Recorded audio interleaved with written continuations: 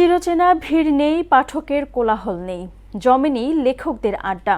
দেখে বোঝার উপায় নেই এটি অমর একুশে গ্রন্থমেলা। এবারের মেলা এমনই প্রাণীশূন্য, নীরব। কিছু পাঠক আসলেও তারা বলছে এমন বইমেলা কখনোই দেখেনি তারা।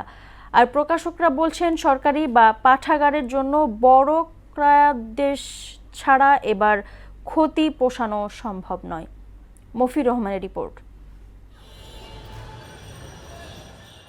অমর একুশে গ্রন্থমেলার প্রবেশদ্বার পেরিয়ে পাঠকরা ঢুকছেন মেলা প্রাঙ্গণে। তবে অন্যান্য বারের তুলনায় দর্শনার্থীর সংখ্যা অনেক কম। মেলা প্রাঙ্গণে ছড়িয়ে ছিটিয়ে আছেন কয়েকজন মানুষ। কেউ বা বই দেখছেন, কেউ বা প্রিয় বইয়ের খোঁজে স্টলে স্টলে ঘুরছেন। পাঠক দর্শনার্থীরা বলছেন এমন প্রাণহীন বইমেলা আগে দেখেননি তারা।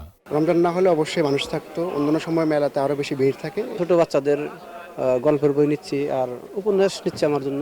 থ্রিলার পছন্দ করি, আর আপনার সাইকোলজিক্যাল বিভিন্ন যে বিষয়গুলো থাকে এই ধরনের বিষয়গুলো আমার পছন্দ। সব লেভেলের পাঠকদের চাহিদা অনুযায়ী যেন বই প্রকাশ করে, লেখকও আছে সেই ধরনের বিভিন্ন ক্যাটাগরি। বড়দের হাত ধরে মেলায় যান ছোটরাও। ঘোরাঘুরির পাশাপাশি অনেক শিশু কিনছে পছন্দের বই। আমি আমার বাবার ভাইয়ের সাথে এসেছি। আমি কমিক বই বেশি পছন্দ করি। আমার কার্টুনের বই ভালো লাগে। ছড়া, সিসিমপুরের বই, ছোট গল্প।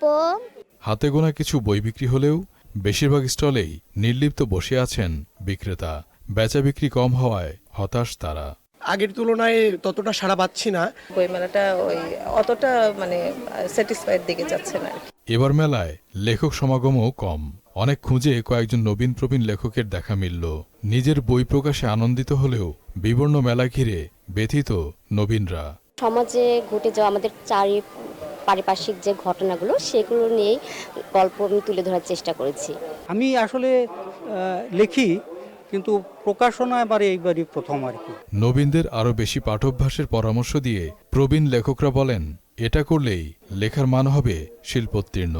আমি মনে করি যে পড়াশোনা ছাড়া আসলে একজন লেখক তৈরি হতে পারে না, এর কোনো শর্টকাট আসলে নাই। অসাধারণ বই যারা রচনা করছেন তাদের ব্যক্তিগত জীবন সম্পর্কে খোঁজ নিয়ে দেখা গেছে তারা 24 ঘন্টার মধ্যে 16 ঘন্টা পড়াশোনা করছেন। মঙ্গলবার 146টি সহ এখন পর্যন্ত মেলায় নতুন বই এসেছে 1142টি। মফির রহমান, মোহনা সংবাদ, ঢাকা।